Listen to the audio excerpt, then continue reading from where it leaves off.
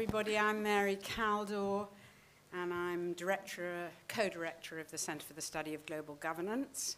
And I'm really happy to be chairing today this Ralph Miliband lecture, which is going to be given by Robert Skidelsky. Robert Skidelsky is one of my oldest friends. He taught me his politics at Oxford. And he's also, as all of you know, the biographer of Keynes. He's written a magnificent 3-volume biography of Keynes, and it's very exciting that he's just brought out this new book, which I meant to hold and wave to you all, but I left it on the table. Oh, thank you. Which is about the relevance of Keynes for today. So that's great. So, Robert.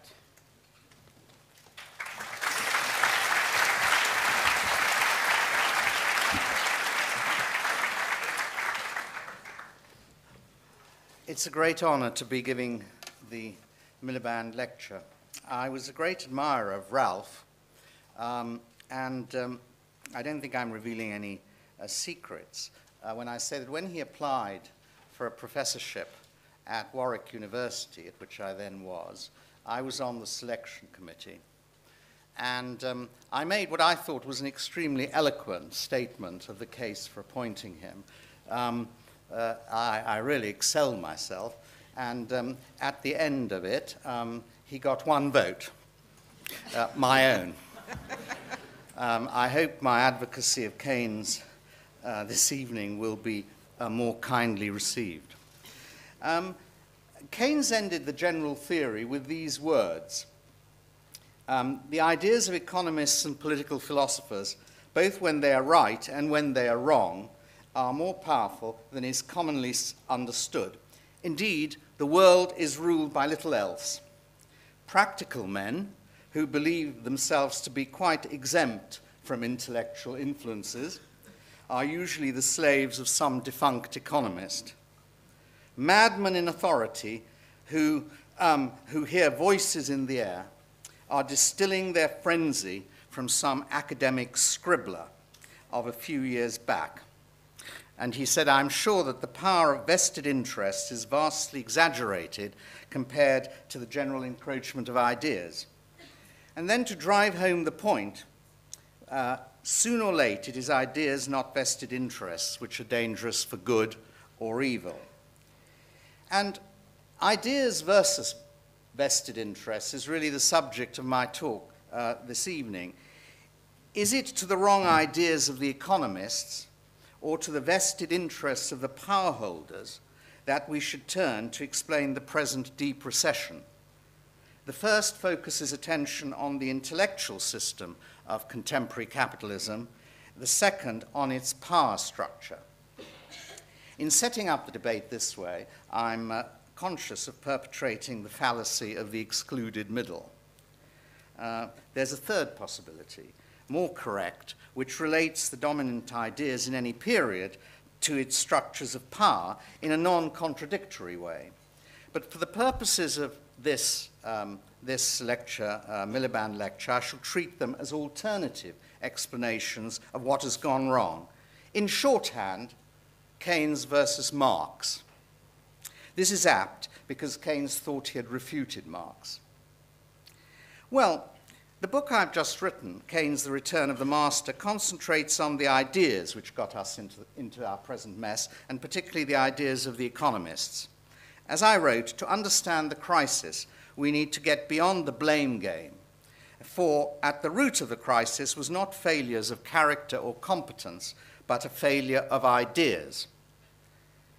I have behind that the authority of Alan Greenspan, famed master of the universe in his days as chairman of the Fed, who confessed that the banking collapse of last autumn had left his intellectual edifice, those are his words, in ruin.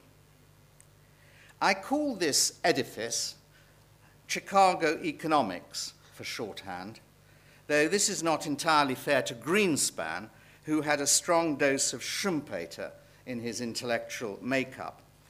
But I think Chicago economics is a reasonable, short description of the dominant economics of the last 3 decades, taught in universities and business schools, and knocked into the heads of bankers and asset managers.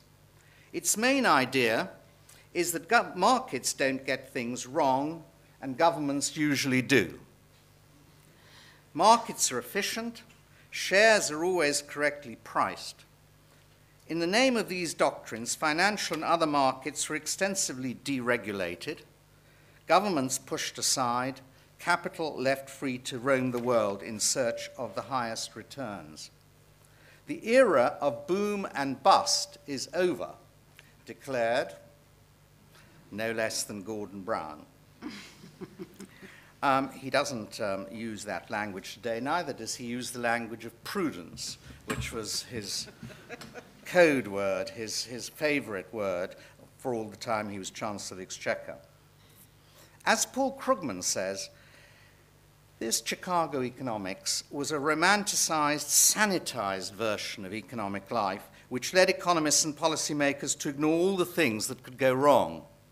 Economics went astray because, I quote Krugman, economists as a group mistook beauty, clad in impressive-looking mathematics, for truth. Now, it's obvious, I think, to any historian of ideas that these Chicago doctrines were an updated, super-mathematicized version of the ideas Keynes had challenged 70 years earlier.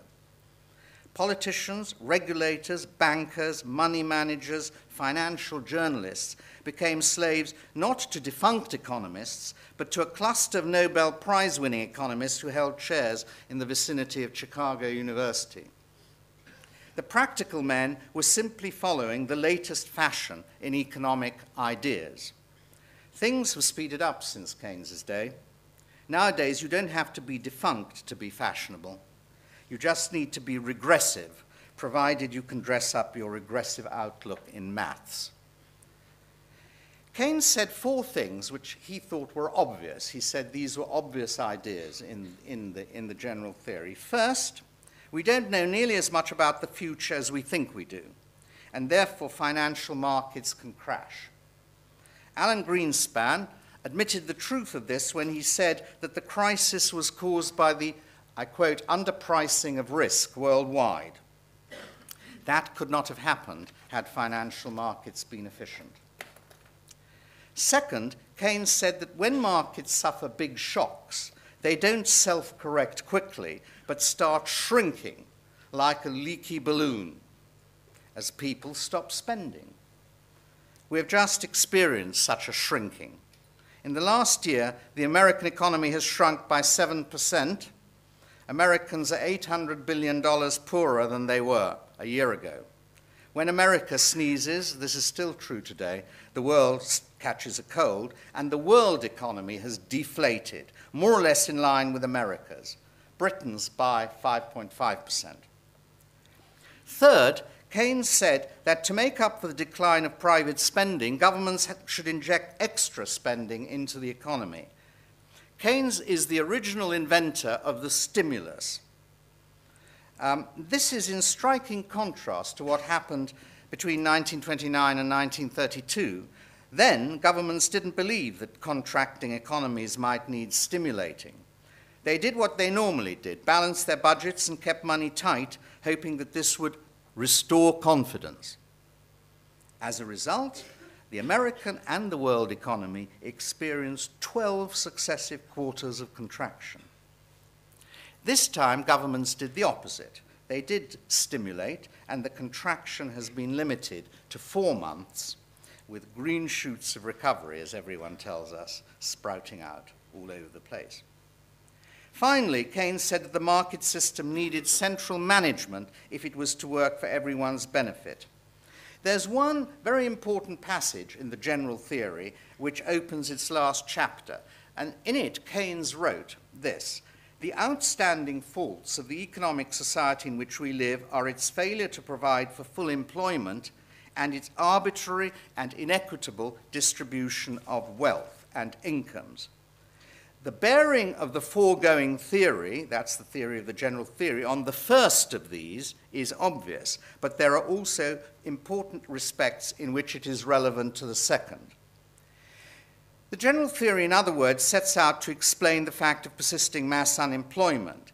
Its subject matter was not the arbitrary and inequitable distribution of wealth and incomes, which we associate with the Marxist and more generally the socialist critique of capitalism.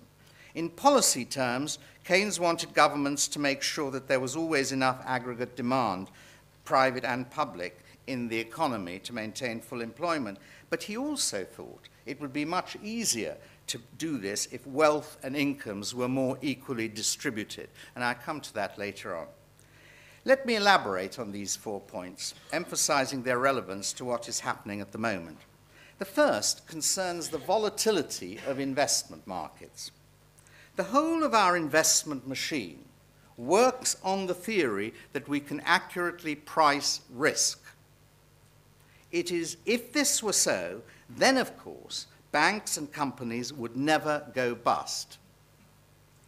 Keynes made a crucial distinction between risk and uncertainty. We can accurately price some risk. We know we can. For example, the game of roulette is not subject to uncertainty. We know the odds. Similarly, with the chance of drawing a winning lottery number. We can accurately estimate the prospective returns on many kinds of investments over a specified period of time. But over a much larger class of investments, we simply don't know what the yield will be. Nevertheless, he writes, the necessity for action and decision compels us as practical men to do our best to overlook this awkward fact and to behave exactly as we would if we had behind us a good Benthamite calculation of a series of prospective advantages and disadvantages, each multiplied by its appropriate probability, waiting to be summed. The fact of our ignorance forces us to fall back on certain conventions, of which the most important are that the present will continue into the future, that existing share prices correctly sum up future prospects, and that if most people believe something, they must be right. Such conventions don't necessarily conform to any fundamentals that economists and business analysts love talking about. They're not external objective truth, but mental inventions of buyers and sellers. And Keynes particularly emphasized the state of confidence, a kind of socialized belief about what prices should be, which would be irrelevant, the state of confidence, if we had correct probabilities. Conventional expectations, he said, are compatible with a considerable stability in our affairs as long as the convention holds. But they are liable to sudden overturn when some bit of bad news comes, precisely because there is no firm basis of conviction to hold them steady. Then, and I'm quoting now, the practice of certainty and security suddenly breaks down. New fears and hopes will without warning take charge of human conduct. All these pretty polite techniques of the boardroom collapse. And this is exactly what happened last autumn. It was as if you're going upstairs in the dark and tread on a top step, which isn't there. Now, the banking collapse of last autumn opened an interesting debate between those economists, the vast majority, who believe that people's behavior is rational, and those who believe that it's irrational. Those who believe in irrational behavior argue like this. If people are rational, crashes can't happen. As crashes do happen, they must be irrational, at least some of the time. This seems to be the chief premise of behavioral economics. However, this sharp opposition between rational and irrational behavior is only plausible if one accepts a strong version of the rational expectations hypothesis. For Chicago economists, the rational individual is someone who behaves in accordance with a mathematical model of individual decision-making that the Chicago economists have agreed to call rational. And the most efficient application of that Chicago model is the efficient market theory. Believers in efficient markets hold that market participants have all the information needed to make sound pricing decisions, that they process this information efficiently, and trade establishes contingent equilibria between the opposing forces of supply and demand at each moment in time. Market participants do not make mistakes on the average, so that current asset prices correctly sum up future prospects. In other words, what Keynes called a convention to disguise from us the fact that we don't know what the future will hold is treated by these models as true statements concerning the path of share values over time. A model of this kind finds it very hard to account for large sudden swings in share prices. So, rational expectation hypothesis economists say that this must be due either to surprises or confusion or to irrational behavior. The assumption that even if the whole world is ignorant of the correct prices, these correct prices exist somewhere out there, reminds me of nothing so much as the famous parody of Bishop Berkeley's idealist theory of knowledge. You probably, some of you at least, will have heard of it. There was a young man who said God must find it exceedingly odd if he thinks that this tree continues to be when there's no one around in the quad. To which God replies, "Dear sir, your astonishment's odd. I'm always around in the quad, and therefore this tree will continue to be since observed by yours faithfully, God." Jettison the premise of perfect or complete information, and the domain of rationality is liberated from its neoclassical chains. My dictionary defines rational as reasonable, using reasonable logic to think out a problem. Keynes asks, what expectations is it reasonable for people to hold in face of uncertainty? He argues that in most cases it will be conventional expectations, even herd behavior, that epitome of irrational exuberance, is reasonable if there's nothing more solid to hold on to. So he didn't abandon the rationality postulate. He simply asked how it would work if the future were unknown. And I believe that behavioral economics, despite its neurological insights, is not the key to any new economics that we need to develop in the light of what's happened in the last 2 years. Now consider that favorite of elementary economics textbooks, and I'm quoting from one of the most popular ones. When economies suffer a shock, wages and prices rapidly adjust, so there is continuous or almost continuous full employment. Yes, yet we know they don't adjust that quickly, and economists have invented a lot of fancy theories to explain what they call sticky prices. But it's Keynes's explanation that shines through most clearly. Prices are sticky, he says, because following a shock, no one knows what the new correct price is. Things have to settle down a bit before the new pattern of wages and prices discloses itself, and that leaves enough time for output to fall and heavy unemployment to develop. Now, I think this interpretation of the sticky price phenomenon was first put forward by Axel Leijonhufvud in the 1960s. I don't know whether anyone even knows about him today, but he was a towering figure in the economics of the, about the 1960s and 70s. And I think his interpretation is superior to those theories of imperfect information developed by later new Keynesian economists like Akerlof and Stiglitz. According to Leijonhufvud, the emergence of unemployed resources is a predictable consequence of a decline in nominal demand when traders don't have perfect information on what the new market clearing prices will be.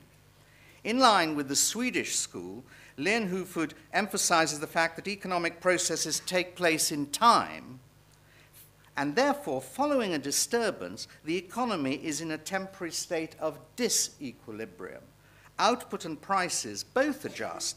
But prices adjust slower than output because there's no what he called Walrasian auctioneer available to establish a vector of market clearing prices before the trading starts.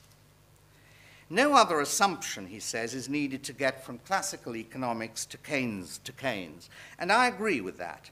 Again, even here, uncertainty is the key to the successful analysis of sticky prices. Now, what about the third point? The need for offsetting government action when an economy starts sliding. Virtually everyone now accepts that shocked economies need some kind of stimulating to come back to life, to resume normal life. Even Robert Lucas, the high priest of Chicago economics, concedes that we're all Keynesians in the foxhole.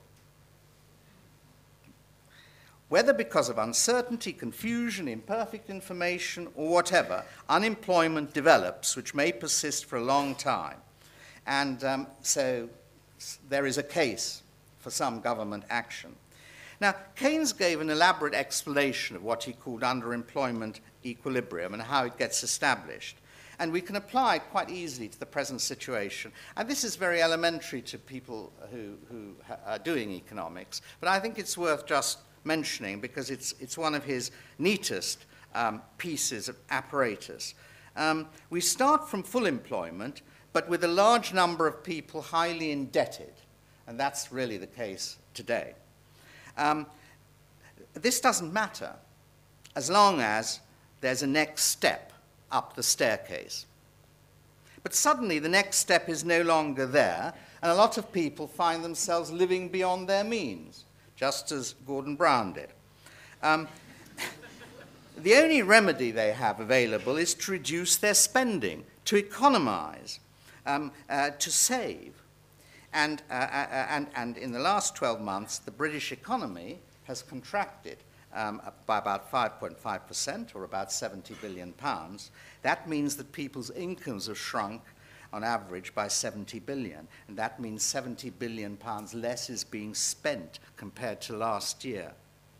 Now, what happens if households and firms all try to increase their saving at the same time?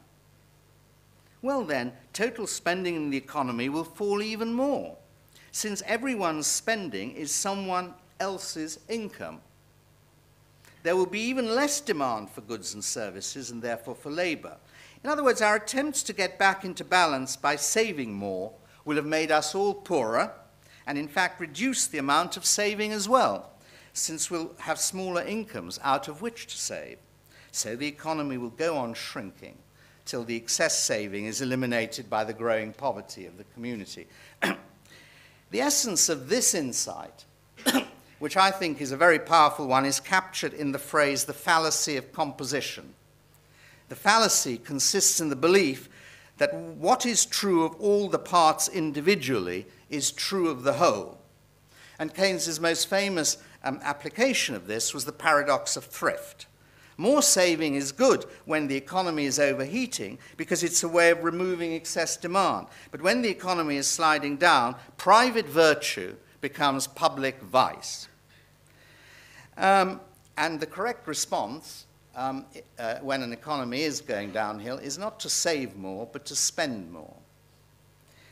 That, in a nutshell, is the theory of the stimulus. Now, conservative economists have had to reconcile their acceptance of the need for stimulus in the foxhole with their dislike of any government activism. It's a difficult balancing act. Their solution is to draw on Milton Friedman's explanation of the Great Depression of 1929 to 1932. Following Friedman's lead, they explain the current meltdown in terms of the collapse of the money supply. They don't quite explain why this, but obviously mistakes in policy are always at the root of any conservative explanation of why markets go wrong, because by definition markets can't go wrong unless there are mistakes in policy. So the collapse of the money supply is due to some mistake in policy, And so they then argue that a sufficient condition for the restoration of full employment is a reversal of the collapse in the money supply. Hence, the only stimulus measure conservative economists approve of, and this goes for conservative politicians with a capital C, is quantitative easing, or more familiarly, printing money. A strange conclusion for conservative economists, only explicable because their hatred of governments outweighs their hatred of inflation. In December last year, Robert Lucas, again, I think he's an excellent source for many of these arguments, because it shows I'm not inventing them, wrote a piece in the Wall Street Journal entitled "Ben Bernanke is the best stimulus right now," where he argued that the Fed's monetary policy had been the most helpful counter-recession action taken to date, in my opinion, and it will continue to have many advantages. It's fast and flexible. There's no other way that so much cash could have been put into the system as this $600 billion was, and if necessary, can be taken out just as quickly. The cash comes in the form of loans, and this is the point. It entails no new government enterprises, no government equity positions in private enterprises, no price fixing or other controls on the operation of individual businesses, and no government role in the allocation of capital across different virtues. These seem to me, different activities, these seem to me important virtues. Now, there's also a debate going on about this now.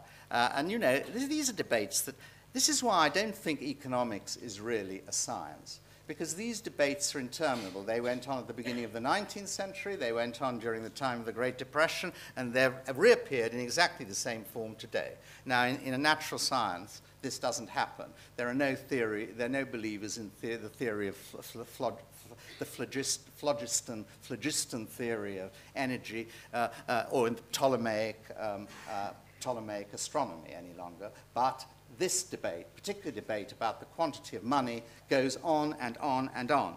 And in its present form, it's embodied, the quantity monetarist theory is represented by Tim Congdon. And I cite him because I've had a big argument with him about this. In a rebuttal of Krugman's defense of fiscal expansion, Congdon says that in the real world, non-fiscal influences, that is, quantitative easing, are much more important, powerful than changes in the budget balance. And for all practical purposes, fiscal policy is irrelevant. In practical terms, quantitative easing means that the central government just prints money. It purchases government paper and corporate bonds from banks and other financial institutions. The creation of this new money is supposed to speed the increase the overall money supply through deposit multiplication, encouraging lending and reduction in the cost of borrowing, and that stimulates new enterprise and so on. Indeed, in an email exchange, Congdon assured me that if policymakers boosted real money by 10% in 6 months, any economy will recover. And he challenged me to give a single instance when that hadn't been true. Well, we have an instance right now.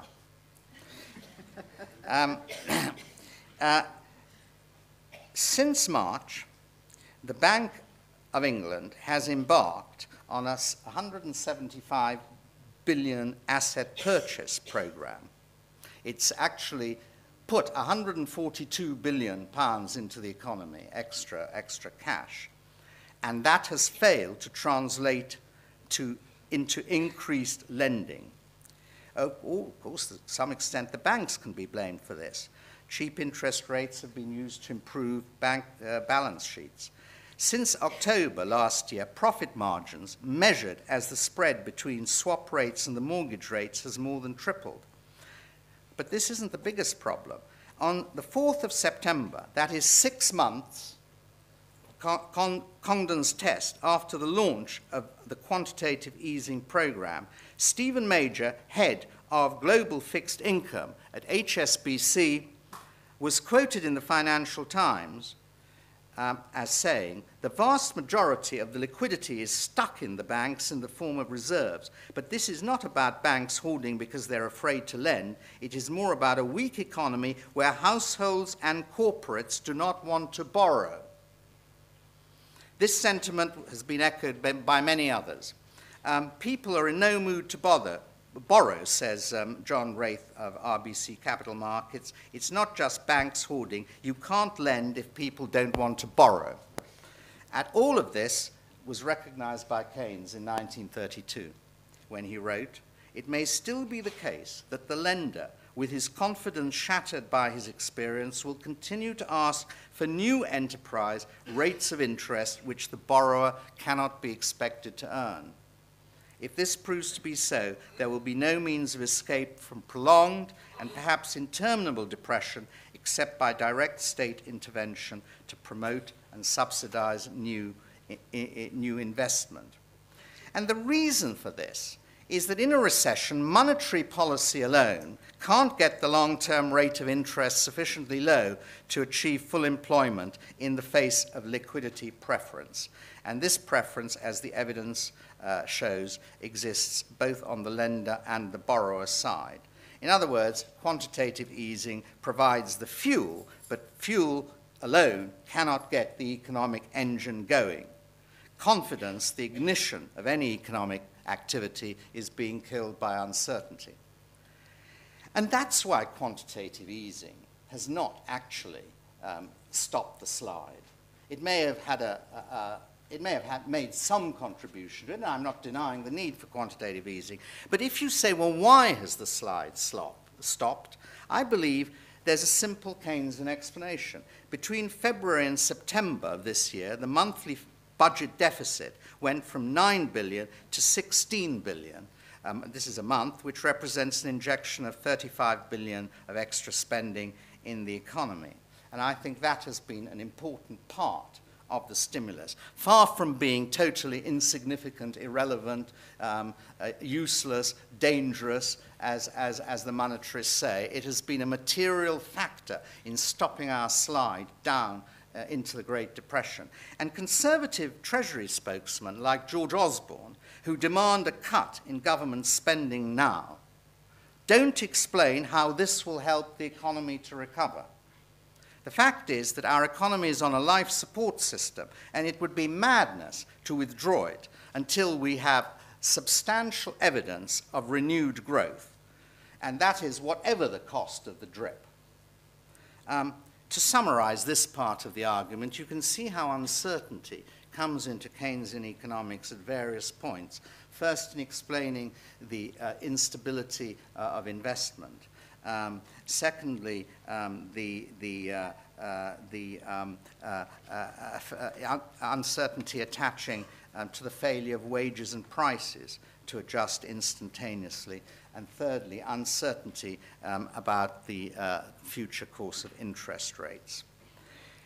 Today, these sources of uncertainty have been concealed by a veil of risk management strategies and an exaggerated belief in the market's ability to self-correct.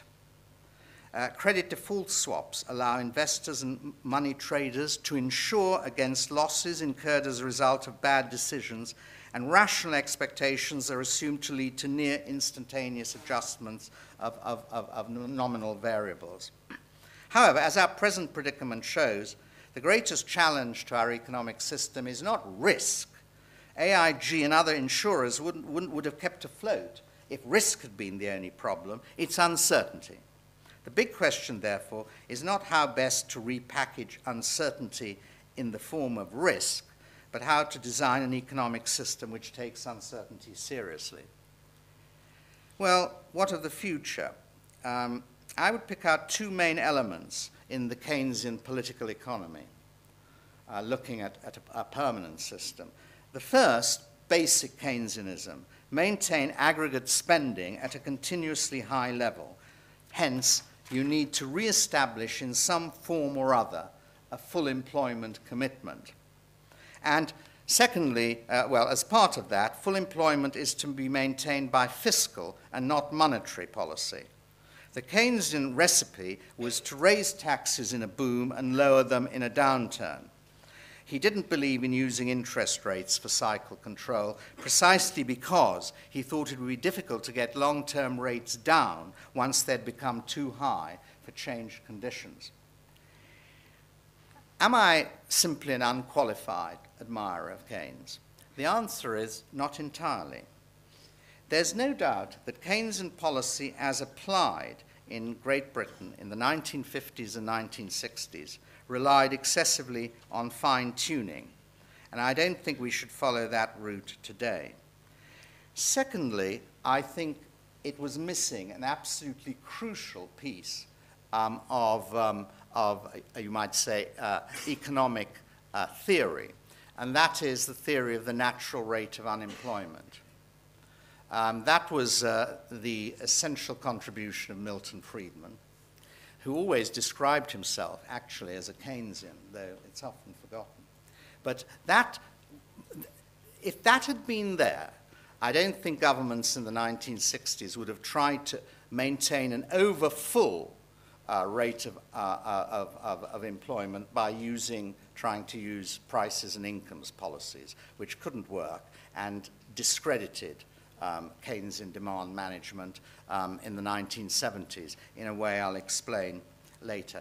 Now, the second element, I think, in the Keynesian political economy, Keynes thought that full employment would be much easier to maintain if wealth and income were more equally distributed, both domestically and internationally.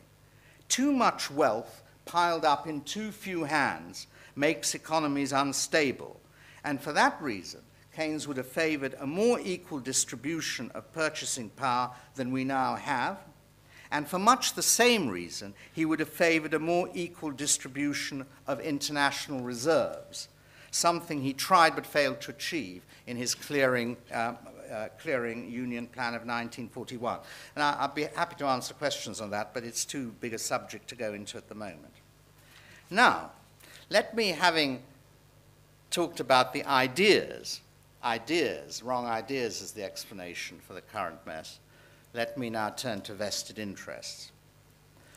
In an essay I wrote on Karl Marx in 2000, I said that Marx's labor theory of value was dead, that his theory of the class struggle may have had some validity in the past but was dead also, but that in the event of large-scale economic crises, the discourse will change again.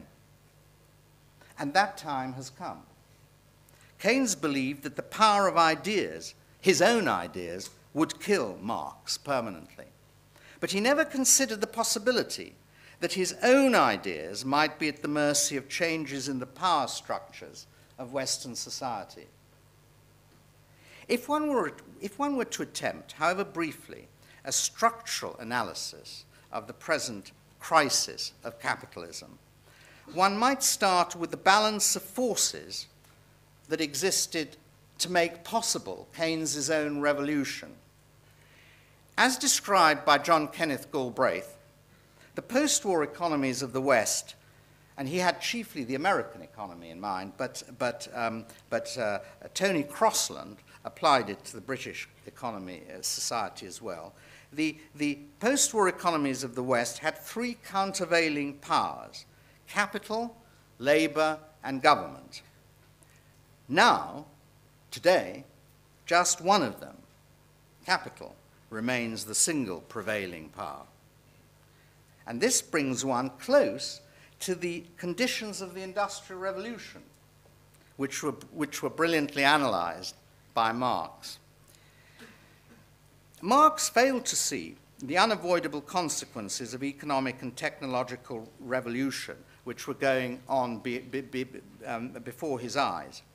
These consequences, as summarized by one economic historian, were the change of social stratification with the shift of political power to the middle classes and the rise of strong labor unions, capable of making their growing aspirations felt under a system of widening franchise.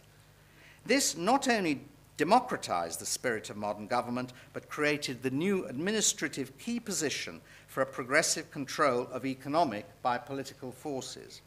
In other words, Marx missed the growth of a social balance between business, labor, and government.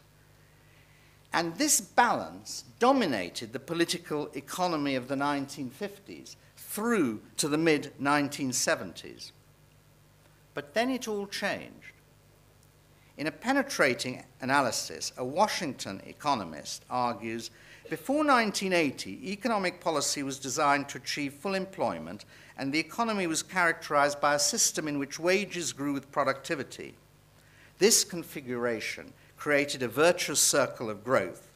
Rising wages meant robust aggregate demand, which contributed to full employment. Full employment, in turn, provided an incentive to invest, which increased productivity, thereby supporting higher wages. But after 1980 or thereabouts, a new economic paradigm established itself based on, I quote, asset price inflation, equities and housing, widening income inequality, detachment of worker wages from productivity growth, rising household and corporate leverage ratios measured respectively in debt income and debt equity ratios, a strong dollar, he's talking about the United States, but this applies pari passu to Britain as well, trade deficits, disinflation or low inflation, and manufacturing job losses. Workers were pressured on four sides: by globalization, by reduction in the size of government, by the increase of labor market flexibility, and the retreat from the full employment commitment. Well, labor laws were weakened, and membership of trade unions was sharply reduced. Now, what accounts for this shift? I think this is a very, very difficult question to answer. And there are a number of causes, and I think the factors we should consider, they're not exclusive and they're not to be considered in isolation from each other, are as follows. First, the consolidation of big business and banking. The degree of concentration has increased. For example, 5 banks control over 80% of UK lending. We were told that we were creating competitive markets in all our deregulating policies. In fact, we created a global network of interlinked oligopolies. Second, there's been a major political shift. There was a major political shift towards the right, and in the UK, at any rate, this was largely influenced by hostility to over-powerful trade unions.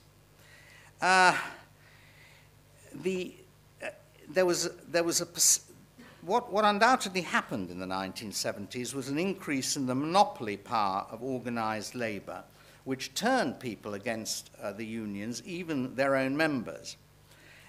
In other words, in the 1970s, the trade unions threatened to become the prevailing power.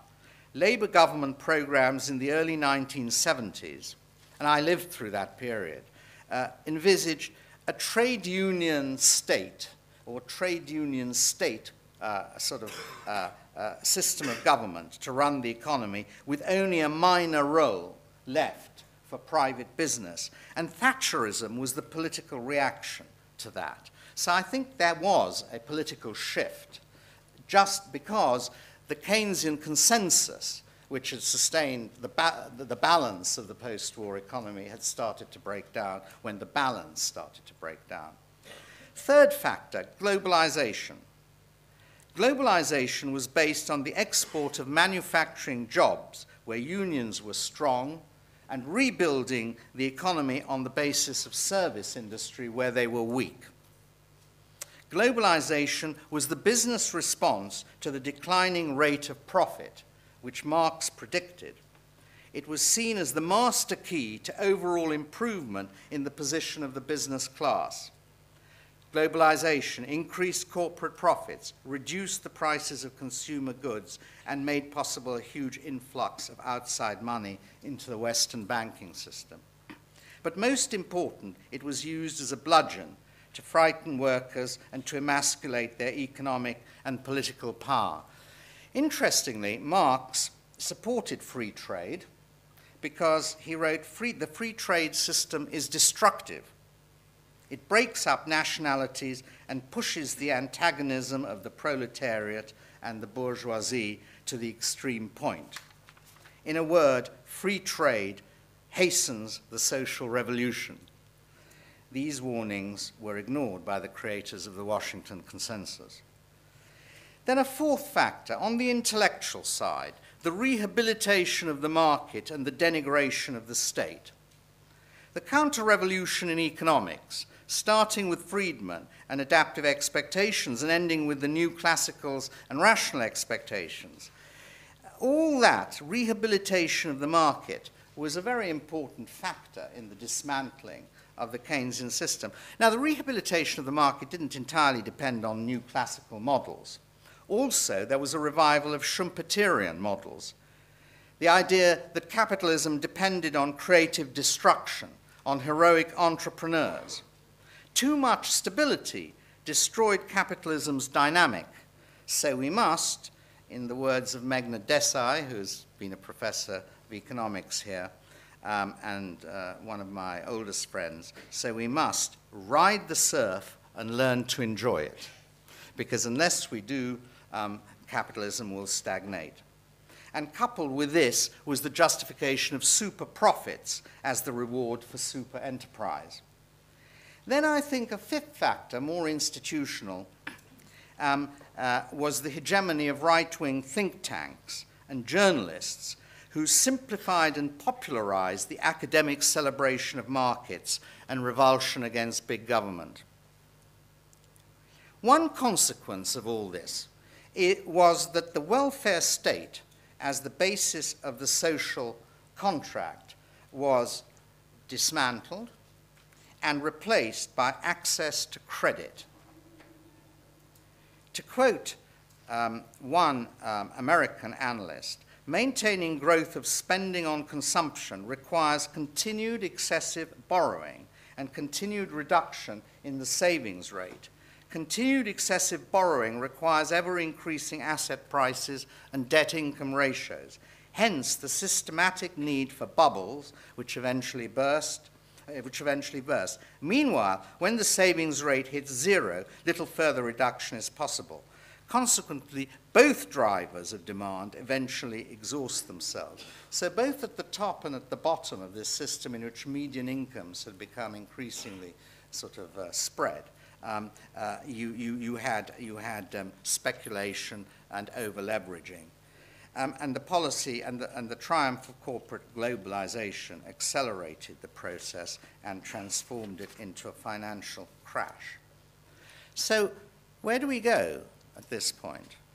It's probably impossible, as well as undesirable, to restore trade unions as a countervailing power in the Anglo-American type of economies, dominated by a service sector and high-tech manufacture. Though I think they do, there's much more of a balanced type of economy, of this kind survives on the continent of Europe, especially in Germany, but it's gone from the Anglo-American model. And I don't see how you can restore it in our type of economy.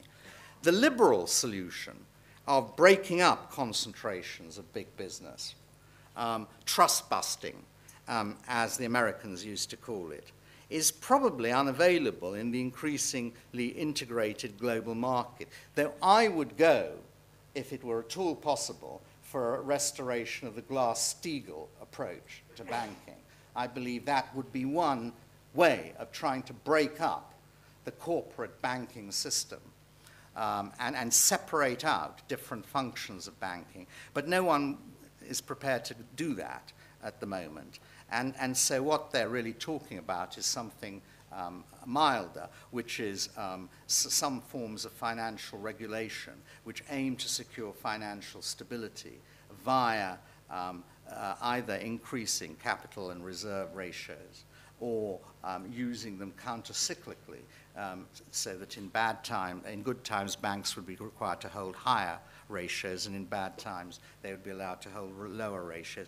I mean, I think that's all helpful, but I think it doesn't quite get to the heart of the matter, because I think banks will actually be able to cheat on those. and I think they're cleverer than the regulators. What is capital? Can anyone define capital here? Say if you talk about that the banks must increase their capital ratios, ratios to their deposits, they can always somehow say, well, this is capital, you know. So I think the regulators will lose on that one in the end. Now another argument is national states can't control global capital, and therefore there's nothing we can do because a world state is unavailable and probably undesirable as well. But a single world model of globalization is not the only one. It's far more plausible to think of global integration developing via regional integration.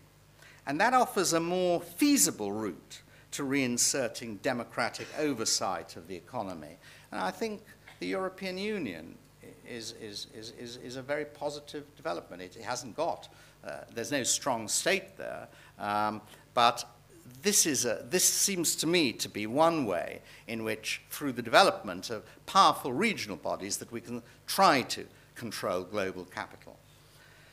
But I'm not saying that we're there, and to get a system that doesn't crash every few years with increasingly serious social consequences does require an enormous effort of thought.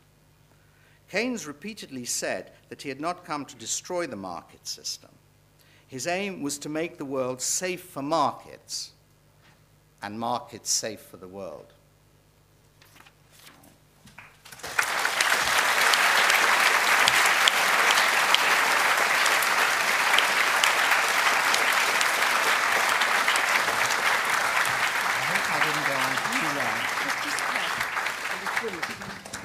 Well, thank you, Robert. That was a really brilliant tour d'horizon, and I hope we all know what Keynes stood for now. We have half an hour, I think, for questions. So who would like to ask a question? Okay. Down here at the front. Shall I go up to the... Which do you prefer? No, I'll do it here. Does this work? Yeah, it works. Okay. You were talking about the models that they use in the efficient market. I think you must switch it on. And by the way, everybody, just say who you are, because it's quite interesting. I'm David, and I'm a student currently, but I'd just like to know, you were talking about the efficient market hypothesis. How do you think we can change that so that we can predict how people will act and put that into a model? Because we need something to go by, don't we? No, not necessarily. We can predict a lot of economic behavior, but I think in certain, do I have to switch this on? Or is it already on? In certain crucial areas, particularly affecting long-term investment, we don't have prediction, these predictive tools available because there's genuine uncertainty. And I don't think we can develop models which deal which translate all uncertainty into risk, and therefore we have to do without it. Now, what are the consequences of having an economics in which uncertainty is taken seriously? That I think is one very important question. One thing that will, I think, comfort all or encourage all people who feel slightly challenged in maths is that, as I do, is that it will really encourage an economics which places less reliance on maths and places more reliance on other ways of understanding human behavior. And I have at the end of my book, I've got a rather brief sketch for how one could reform the teaching of economics. I think people have become rather interested in this, just because they think economics is useless for many crucial problems in the real world. It's fine for pricing a transport system or something like that. But I mean, the fallacy of composition is a very important insight that Keynes had, that the parts don't add up to the whole. You can't get the whole just from analyzing the parts. And so you've got to think about the distinction between microeconomics and macroeconomics very seriously, and not assume that you can get your macroeconomic outcomes just through the study of the assumptions that govern microeconomics, rational individual maximization. Now, I think, I'm not saying I've got an answer to your question. All I'm saying is that the quest for an entirely predictable economics is a false one. Economics is not a natural science. It's not physics using different words. Okay, over there, and we have one there, and I'm looking at the back. I've seen you right up there at the back. So you're next. Thank you. My name's John Yeom. My question is just how do we try to cut the current deficit without running the risk, that is, of deepening the recession? I remember your story of Roosevelt. Why don't you tell it? Which was that? You told it I to me. I have no memory left of anything. The story is that Keynes met Roosevelt, and Roosevelt said, "I'm very impressed by everything. I've read all your work, but I just can't cut this damn deficit." Yeah. How do I cut the deficit? Yes. Yeah. No, the answer is you don't cut the deficit now. You allow it to expand to whatever level is necessary to make sure that we don't slide any further. You see, I think a lot of people don't understand this point, that obviously when you're at full employment, one set of rules applies, but when you're very well below full employment, you've got to overturn some of these. As the economy recovers, as though by magic, a lot of the deficit will disappear, because the revenues will rise faster than GDP in the recovery phase. And so a lot of the deficit will disappear. Then you have also a medium-term plan, 4 or 5 years, of restoring the budget to balance. But the task would be much, much greater if, in fact, our economy was 10 or 15% below full employment level than 5%, where we seem to have managed to cut off the slide. And I think the Conservatives, I don't think they're wrong about everything. If I were a Conservative, I would have, if I were a Conservative Treasury spokesman, I would have concentrated my attack on, I'm afraid, on Gordon's fiscal record before he became Prime Minister as Chancellor of the Exchequer. I think it was quite contrary to Keynes to enter a recession with a budget deficit as big as we had, and I think that has created confidence issues about the deficit, which would otherwise not have been there.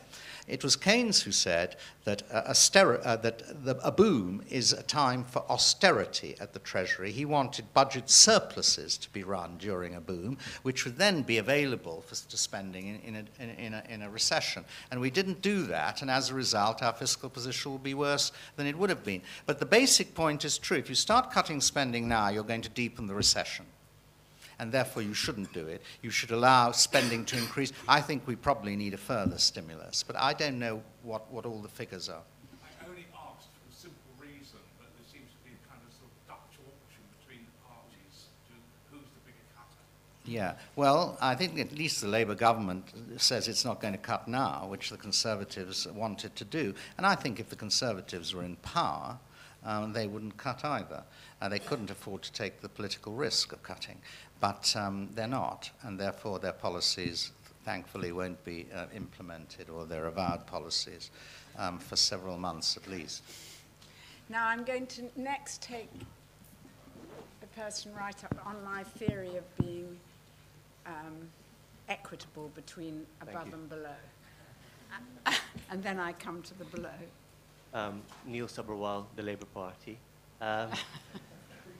Shouldn't have said that. What do you see as the next bubble? I don't have any for accurate prediction. Having said that no one does, it would be rather arrogant for me to claim that I do. We don't know. What we can be sure about is unless they fix the system in quite a radical way, we will just go from one crisis to another. I think what's likely to happen is that the recovery is going to be quite weak, and that there'll be another dip or two, and it'll be in the financial system itself. But I don't know exactly which bits of it, and I can't say when it would happen. I think one of the misconceptions, there's been quite a lot of discussion. Apparently, the Queen asked an economist at some reception, why didn't at LSE? Was it LSE? When was she here? She was here in now, what was the date? Because I broke my arm and couldn't go. Come. Oh, you missed her question. Yeah. She said, "Why didn't any economists predict this?" And it was a good, very reasonable question for someone who had studied new classical economics, which presumably she hadn't. But it was a reasonable question.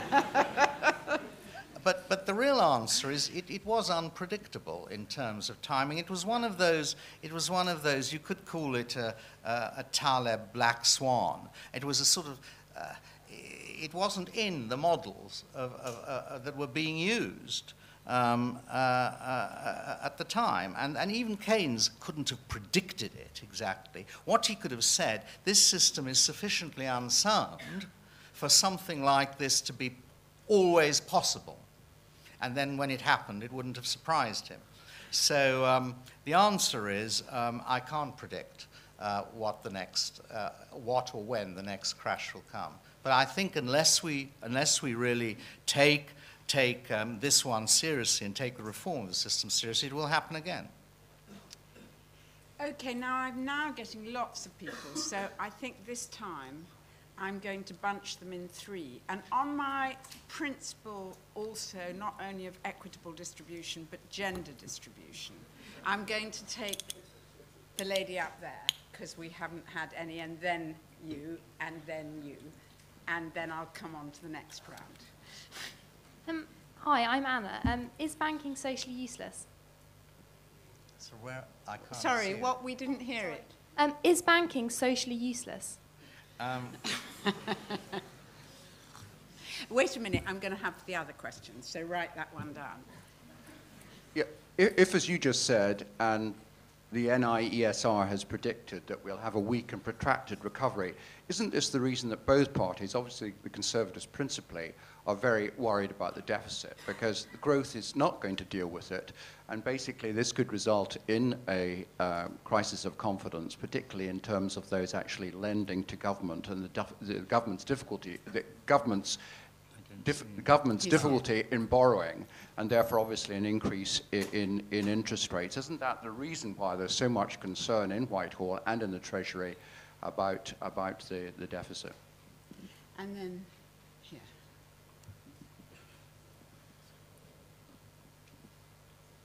My name is Bernard Casey, and I'm actually from the University of Warwick as well.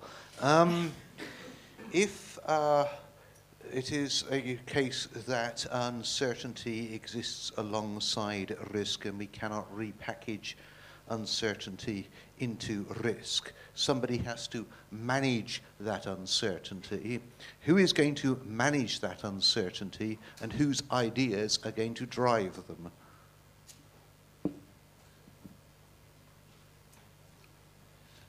So now we've got three. Is the cluster of three. Is banking socially useless? No, it isn't. It's very important because it's the conduit by which savings are transferred into investment, and investment is what drives the economy. What Adair Turner said was that a lot of the financial services, or the extent of the financial services, has ceased to be socially useful. They should be smaller. And I think I agreed completely with Gordon Brown when he said that finance should be the servant and not the master of industry, a phrase you can find in page 142 of my book. But anyway, It's always nice to have one's thoughts picked up in that way, though I mean, anyone might have really said that. But I think that's the important point. Finance has to serve the economy. It mustn't be master of it, and that means it shouldn't be as large. Point one, in relation to the whole, and also rewards shouldn't be as large. I mean, these huge rewards, which people in the financial services have been getting, are premised on the fact that they're adding that amount of value to the economy. Now, if that's not the case, and I don't think it is the case, then I think they should be controlled. And there were many ways of doing it which aren't excessively penal or particularly penal at all. So the answer is yes. I think the City of London plays too large a part in the British economy. It also has this other effect that it concentrates a huge amount of political power in one place, and that power should be dispersed over the whole economy. You know, it's the idea of trying to get a balanced economy. You just have one set of people who tell the government what to do, essentially, or what, if they don't do, they'll all leave the country and destroy Britain's only real engine of growth. And I think that's very unhealthy, because it does mean that the government is a servant of the bankers, and that they simply exist in order to guarantee banking profits. Now, I think we're uncomfortably enough close to that to make Marx a rather perceptive analyst of the way capitalism works, and I don't want to be there, and I don't think it's necessary. Second, weak recovery. Well, if the recovery is weak, does that increase lack of or reduce confidence in the financing of the government deficit? I don't think there is any real evidence at the moment that the government is finding it difficult to place its paper. I think this crisis of confidence in the finances of the government is a long way along the road. I don't think it's there now. And I think it's almost alarmist to believe that it is there. I think people have considerable confidence in the stability of government finance. Now look at it in a comparative point of view. A lot of people are worried about the debt, but you know, the worst projections of the national debt suggest that it'll get up to 80% of GDP. Now, we ended the Second World War with a national debt of 250% of GDP. In 1953, when it was down to 150, and those were the start of you've never had it so good years.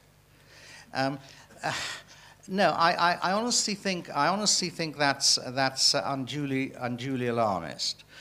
We're not a Latin American, as it used to be said, republic. Sorry, one can't say that today, but because Latin America has much better finances than it did in the 19th century. But the thing is, we're not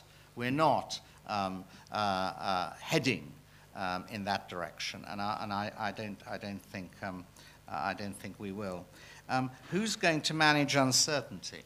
Well, it's a very good question. At least we start by recognizing its existence, and don't think that our only task is to manage risk.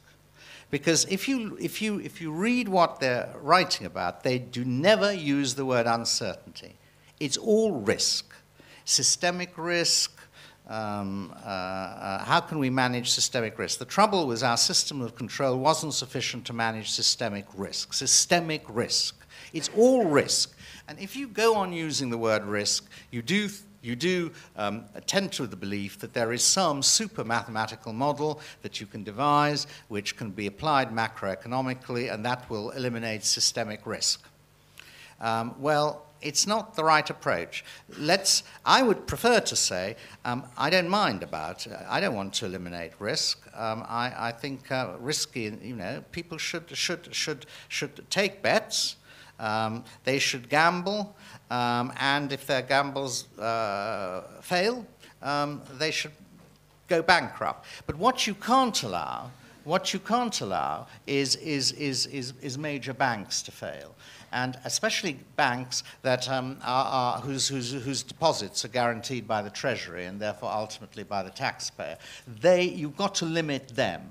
And once you recognize that a lot of what they were doing wasn't just risky, but it was actually playing with uncertainty. They didn't actually know what the value of their loans was, what the value of their insurance policies was. They didn't know what was on their balance sheet. Now that shouldn't be allowed, and you just got to stop it. So you can approach the management of uncertainty by simply stopping certain activities being done which would endanger the economy and which of their nature are uncertain. And the rest you can sort of allow to happen. I mean, I don't want to eliminate risk-taking. I don't want to eliminate people making fortunes and going bust. But they mustn't be in institutions whose activities can bring the economy down. They'd be fringe activities. Okay, I have here, and I'll start next. Thanks. Chris Brown, I'm a socially responsible property developer.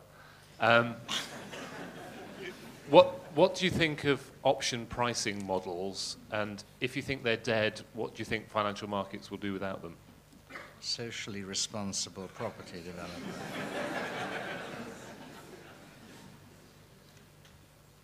Atta Hussain from the London School of Economics.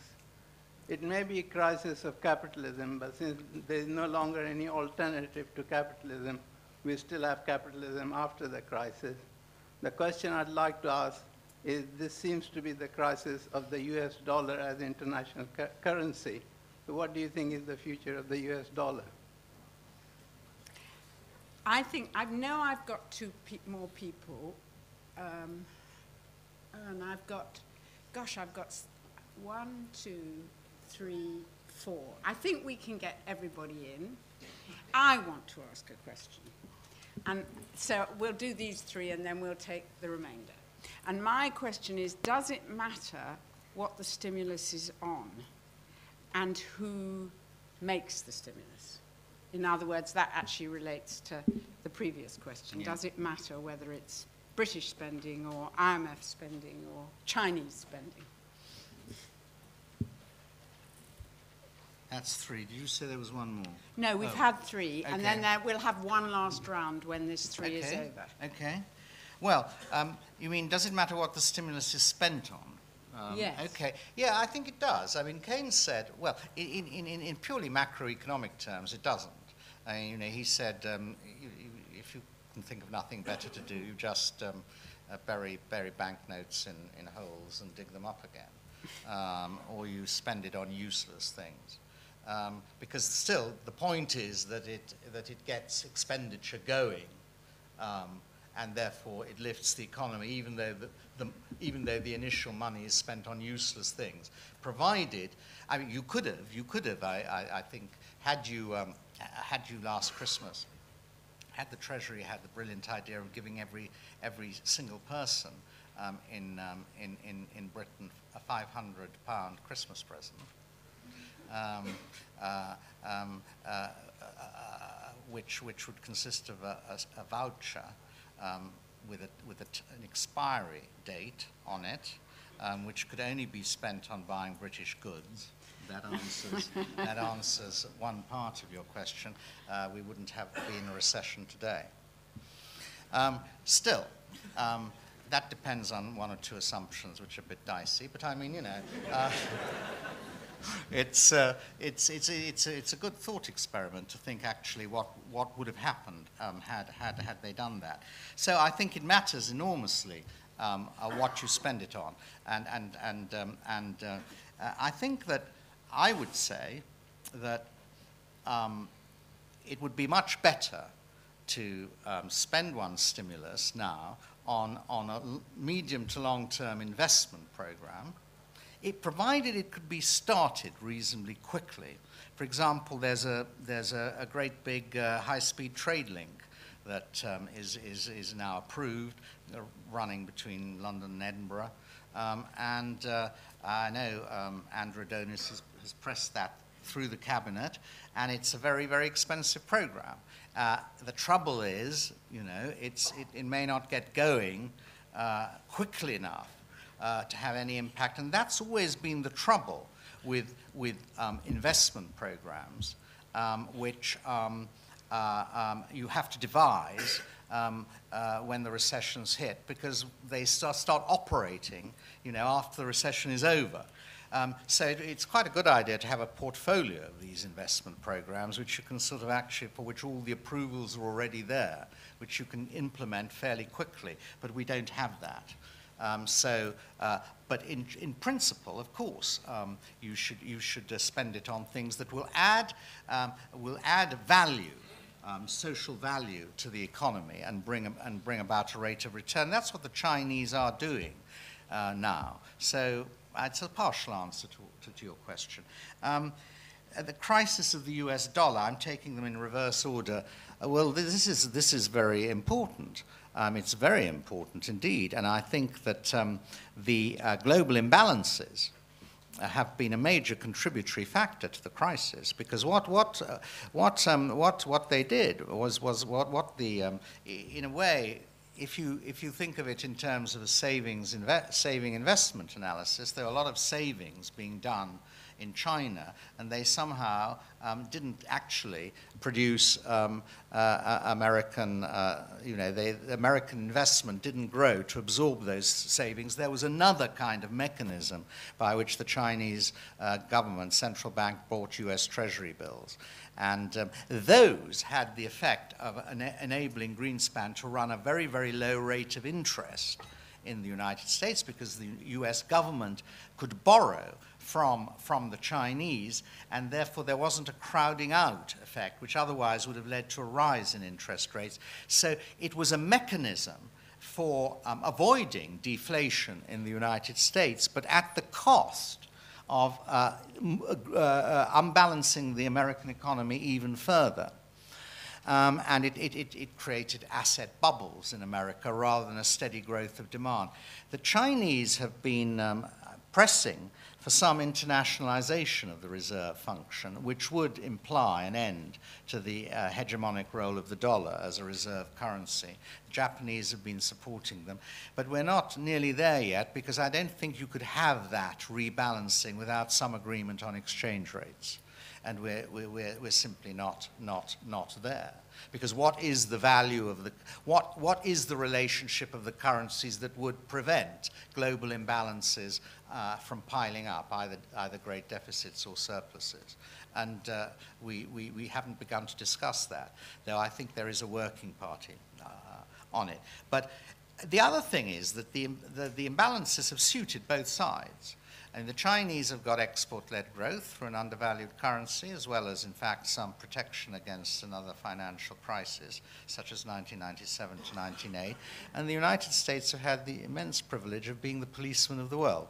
And it suits lots of countries that America should actually be losing lives, defending freedom or whatever, rather than them. The Russians, for example, are delighted the Americans are in Afghanistan. So you can see there's a corrupt bargain here. So it has a geopolitical element as well as a straightforward economic element. Now, the last point about from a question from a socially responsible property developer. I'm sure you are. Well, you see, I mean, option pricing. Could you just explain what you had in mind a bit? Well, it seems to me that all of these sort of option pricing models really depend on the assumption that you can accurately price them. I don't believe you can. I think many options you can't accurately price, and in fact, I mean, when I became director of an American mutual fund, I got lots of options, and I thought they were accurately priced. In fact, they're all underwater.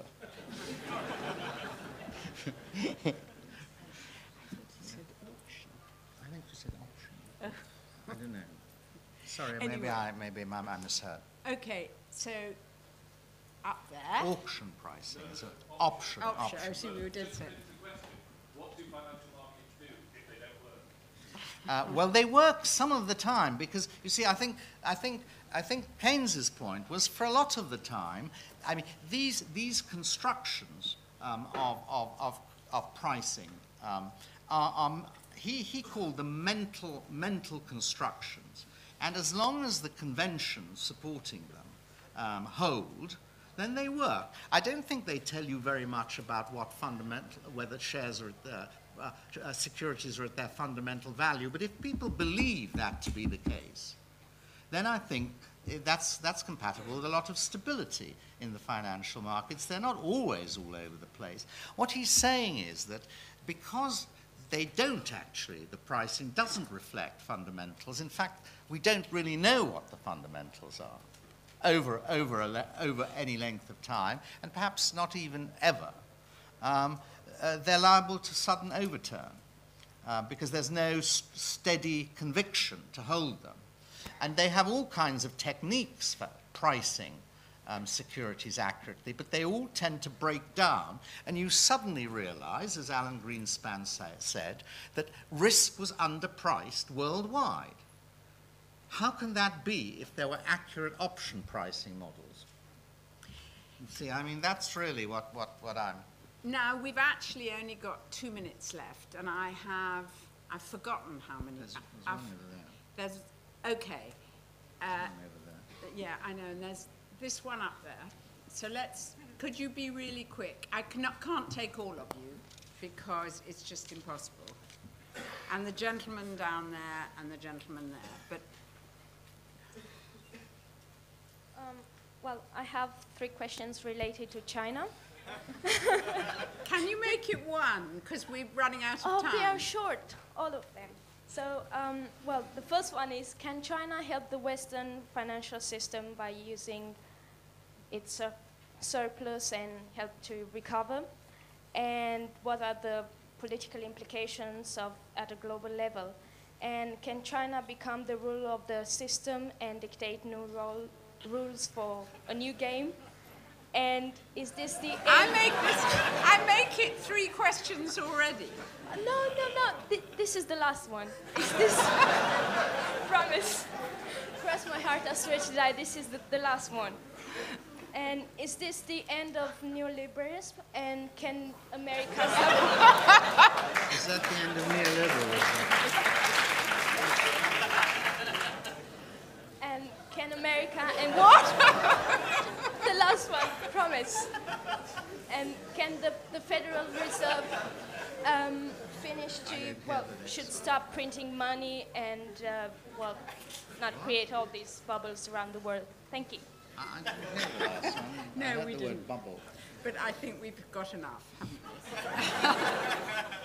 we? Lord Skidelsky, I've read your book, and all except the last chapter, many questions occurred to me, but one occurred to me this evening as you were talking. Do you think that the inequality of incomes, which is become so tremendous, could in fact be alleviated if more power were given to shareholders in corporations? It does strike me that too much power is in the hands of pension fund operators who are part of the city and part of remuneration committees, and therefore the heads of corporations tend to determine, I think, their own remuneration. And Is there a way in which that could be avoided? And a final question there. Thanks. To what degree do you think the repeal of the Glass-Steagall Act contributed to the severity of this crisis? Who asked that question? Sorry. He did. What do I think it contributed to the severity of the crisis? Yeah, to what degree of severity did? Okay. I can be very short in answer to the China questions. No. No, not good enough? Come and see me up. Do. But actually, sorry. the last one, but I didn't hear the very last one. Is this the end of the neoliberal era? Yeah, I think it probably is in the form we've experienced it in the last 25 years. Could inequality be alleviated by giving more power to shareholders? Not really, I don't think. I think the only way you can actually mitigate or reverse the rise in inequality is through the tax system. Very straightforward, and I don't believe in really the race to the bottom.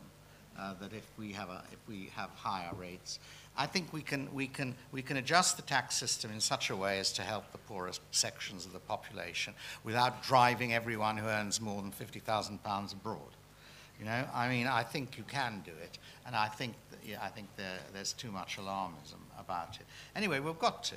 I mean, we can't go on with continually widening inequality and with the stagnation of average incomes, because that, of course, does put people onto over-borrowing. I mean, it encourages indebtedness, you see. What did the repeal of Glass-Steagall contribute? It was one of the factors. I mean, I think what it did was it abolished the distinction between retail and investment banking, and made banks gamblers with their depositors' money in a way that they hadn't been before. And in fact, the investment departments of banks and the rest of the banks were now just integrated to each other. And the point is that the risky, I'm using the word risk because I can't think of another adjective, the uncertain, all right, the uncertain investments that the investment side of the banks were making were really with money that was actually guaranteed by the Treasury, both in the UK and the United States, and that shouldn't have been possible. I don't mind investment banks making risky investments or uncertain investments with investors who expect that to be the case. But I do mind when retail banks become casino-like in the way they dispose of their depositors' money. And I don't think, and you know, one example of it is the way the housing bubble developed, and banks were simply giving mortgages out on the ground that they could securitize them and sell them on, and that they were safe, and they weren't safe. So that wouldn't have been, I think, possible to nearly the same extent before the Glass-Steagall Act was repealed. Of course, there was securitization going on before that, but it was on a smaller scale. If you look at the data, once Glass-Steagall went, securitization, credit default swaps, they just skyrocketed. Okay, well, I think we've finally come to an end. What I should tell you before you clap is that the books are on sale outside, and if you bring them, if you want one, and if you want Robert to sign one, you go and get it, and you come back here and he'll sign it. Very favourable price.